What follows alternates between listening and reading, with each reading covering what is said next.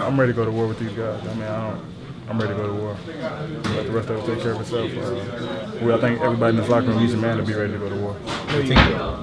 Do you think you'll be guarding LeBron at all? For sure. I mean, have you watched the other 2 games? Yeah. So what will that be like? I'm gonna study him. I'll study him even more. It'll be fun. Be a good learning experience for me. I'm gonna take every challenge and make it tough for him. You know, just fight, believe in my teammates, believe in myself, and go from there. Rock out. We gotta go play Milwaukee tomorrow. Try to finish off the season right. Going to Cleveland, we have to, once again, play tough. And we have to bring the physicality. If not, we've seen what they've done to us prior to, the past couple times we played. And we're back for part 2 now. We're going to go matchup by matchup here until you don't want to hear about it anymore. Celtics, 7 seed, visiting Cleveland Cavs, the 2 seed. Let's start at the beginning, at the point. You have KYRIE Irving versus, we're assuming defensively, Marcus Smart. And that's I'm assuming. If you guys disagree, let me know. But that's a pretty fascinating matchup. Smart goes against the best scoring point guard in the Eastern Conference. I was going to say league, but I forgot there's like 10 of those guys in the Western Conference. But, Jess, starting with you, do you think Marcus Smart can contain or at least be effective against KYRIE Irving?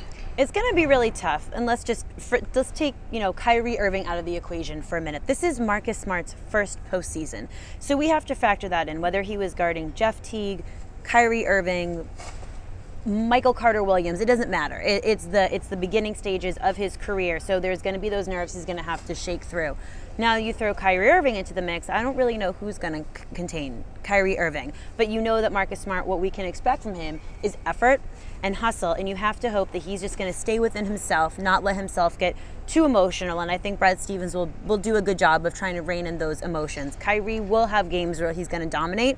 It's just because he's one of the best at his position. And it's kind of been an issue as Smart gets a little bit out of his head, and it shows up on the court, whether it's committing a technical or even flagrant foul, or just him seeing a little over-aggressive in his defense that kind of lets him get exposed by guys going by him. Do you think Irving is the kind of guy that could get under his skin?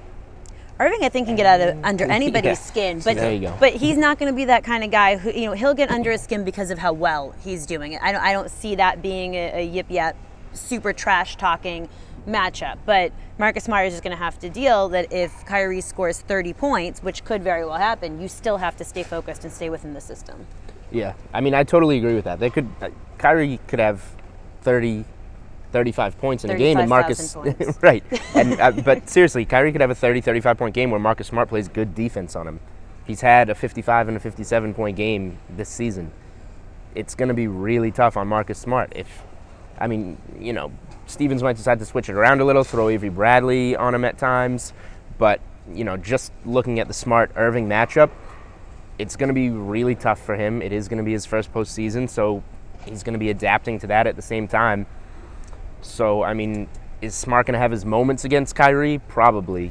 Who's going to win the overall battle? It's very, very tough to go against Irving. I think we would all agree. It seems like the Celtics are going to have to be rotating a lot of different guys on different guys, because that was a bad sentence. But, Avery Bradley's going to have to cover KYRIE at times. Probably going to have to cover LeBron at times. Turner and Crowder are going to have to balance that. We might even see Brandon Bass covering LeBron. And then, of course, he has to deal with Kevin Love, who we haven't even gotten to yet. But the Celtics, they have the versatility, which is what's so crucial. But you're going against such heavy firepower. It's like you feel almost hopeless. Well, you have to remember, when the Celtics of old played the Cavs of old, it at some point can become the LeBron show. And at that point, you have to just think, do you just let LeBron go crazy and then try to contain the other guys? So it's almost like one of those situations. You see what the Cavs have going and then try to, pick your poison from that point. Do you hone in on LeBron, try to shut him down, or you just let him do his thing and then try to contain KYRIE and Kevin Love and the others? So who covers Kevin Love? Because Brandon Bass has been starting. Tyler Zeller starts and then doesn't really play a ton of minutes after that. And then you have Olynyk and Solinger. I feel like Bass is the only one that seems like a really good matchup against him. But Bass has been a little bit, he's not limited offensively, but he isn't quite as dynamic and as stretching a player as like Solinger and Olynyk. I would say that Bass is going to start on Love, and like we just talked about, they're going to throw a lot of different guys. Solinger will get some time. Olynyk will get some time. Jonas Jerebko might get some time. And you just talked about Zeller. If Cleveland goes small and Love is at the 5, maybe we could see Zeller on him. But Zeller's going to be crucial. We haven't even gotten to the center matchup yet, but Zeller's going to be crucial to cover Timothy Mozgov, who's been a pretty big deal for them since they acquired him. So that we'll see. They're gonna be patching all this together, so it's hard to really predict. This is the matchup that we want to watch because there's going to be so many matchups going on throughout the game. something tells me that the Mozgov-Zeller matchup probably isn't going to be the primary matchup to watch. It probably will not be the primary matchup to watch. And then at shooting guard, we have J.R. Smith, who's been inconsistent, but he's at least kind of close to being who he was before. Iman Shumpert plays a lot of minutes there. I think that matchup allows Avery Bradley a little bit more freedom. So is there a chance that we see them doing like a box one where Bradley's the one roaming or focusing on the ball handler? Do we see maybe Bradley's doubling off a lot of the time? I think when you're talking about the two matchup, so much can depend on J.R. Smith. Like, he's so unpredictable. Out of all those starters, he's the wild card. So you defend him one way if he's shooting well, and then you defend him another way if he's going 1 for 15, which can happen. It probably will happen sometimes. And that's the biggest X factor in the series. I mean, obviously, you know what you're going to get out of the big three from Cleveland. You know how Mozgov's been. J.R. Smith, when the Celtics faced him with New York, he shot New York out of the series and then shot them back into the series. And Ray Felton deserves some credit for that. But J.R. Smith was completely despondent. His career torpedoed after that. He's got a chance to kind of reestablish himself here on the national stage. But when J.R. Smith gets excited about things, I feel like it kind of goes and shooting off in different directions.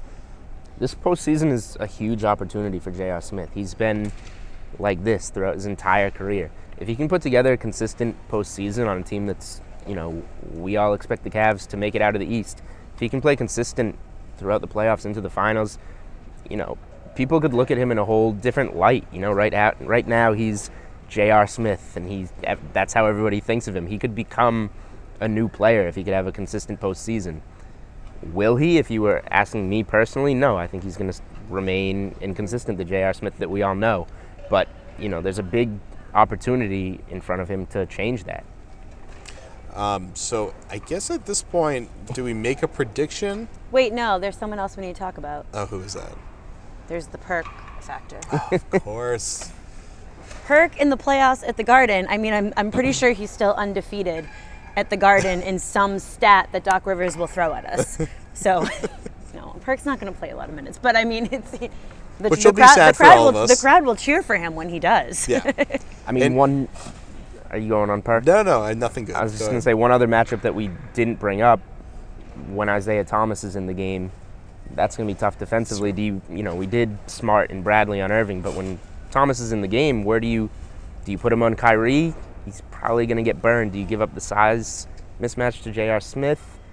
J.R. Smith doesn't strike me as much of a post player. He launches threes, but would he be able to score on Thomas down low? Probably. So that's going to be tough. To J.R.'s credit, he's actually pretty good at backing guys down from the three-point line and doing a turnaround shot. Maybe you've noticed that he's a fantastic post player from the three-point line. He can use that booty pretty well, but the thing is, he does those turnaround shots and they clank off like the side of the backboard half the time. So that's probably the best outcome for the Celtics, is to try to get J.R. Smith to shoot the team in or out of trouble.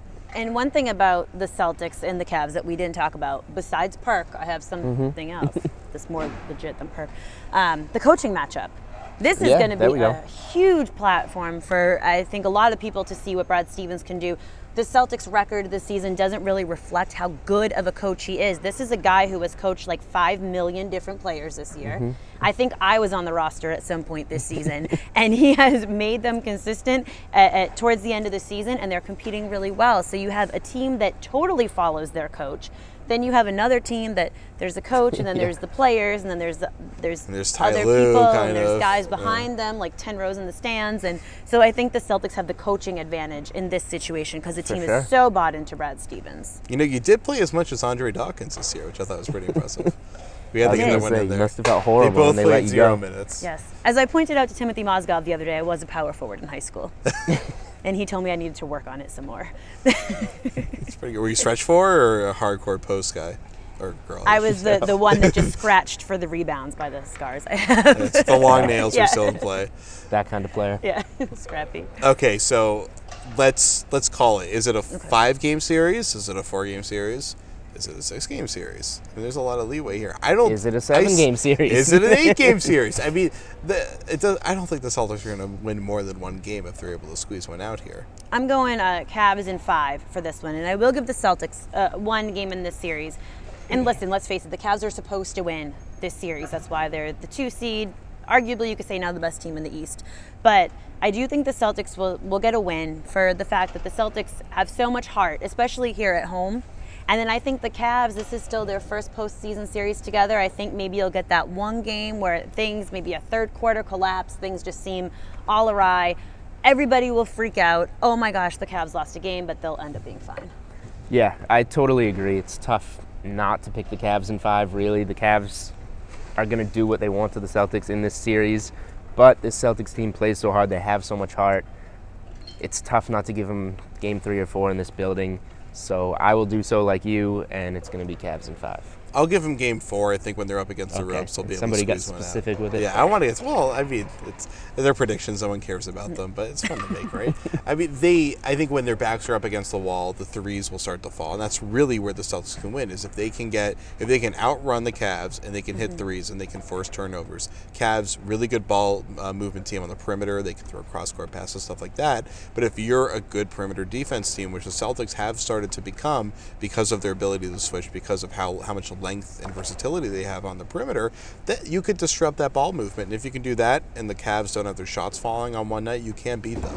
Doing that 4 times, probably not going to happen. I mean, we'll see if there is a team that will beat them 4 times. You never know. You never know what's going to happen this year. This would, if the Celtics beat the Cavs in this series, that would probably be the biggest upset in NBA history. It's not a 1-8. It's a 2-7, but right?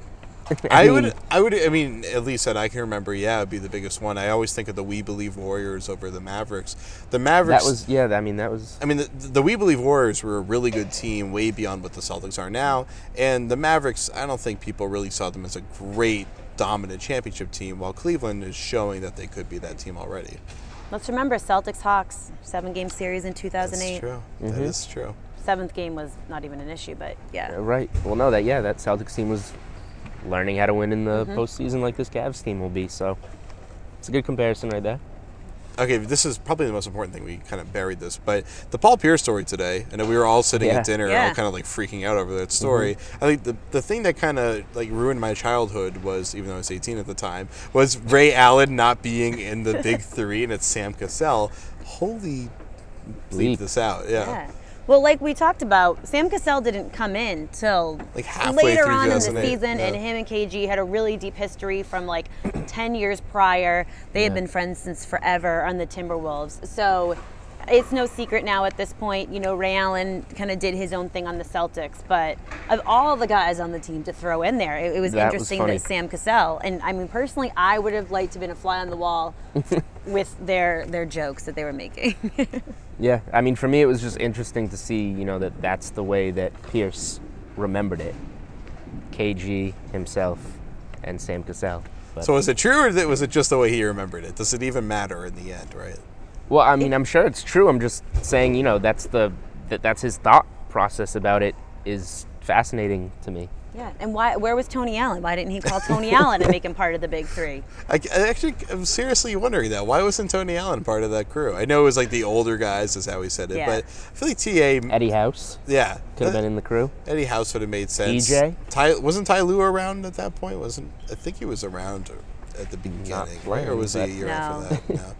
But yeah, but still, I mean, if you haven't read it yet, Jackie McMullen's interview with Paul Pierce, it was kind of a game changer in so many ways if you were a Celtics fan or if you were Darren Williams. Yes, well, I don't think Darren Williams had any revelations after reading that. Or if you're an NBA fan, or if you're a basketball fan, you should just read it. Yeah. All right, well, if you're a basketball fan, you're going to enjoy this series. The Celtics will be visiting the Cavs on Saturday or Sunday. We don't know as of this recording yet. Hopefully we'll find out soon. I want to thank Julian. I want to thank Jess.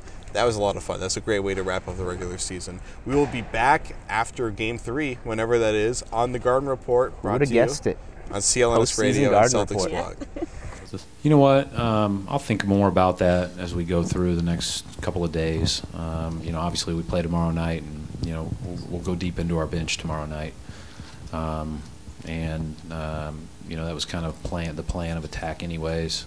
You know, we'll see when we play, either Saturday or Sunday, and you know, our guys will be excited to play. Hey, to have a chance to compete against the very best in the league is it's a great opportunity, and hey, it's a big mountain, but it is a great opportunity.